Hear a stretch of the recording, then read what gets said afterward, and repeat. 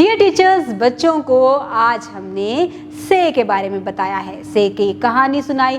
आप जब कहानी बच्चे को सुना रहे हो तो उसको अपने साथ एक लिंक बिल्ड करें और उन अल्फाज पर ताकीद करें जो कि सुर्ख रंग में किताब के ऊपर लिखे हुए हैं, ताकि बच्चे बेहतर तरीके से उसको सुनना और बोलना सीख सकें।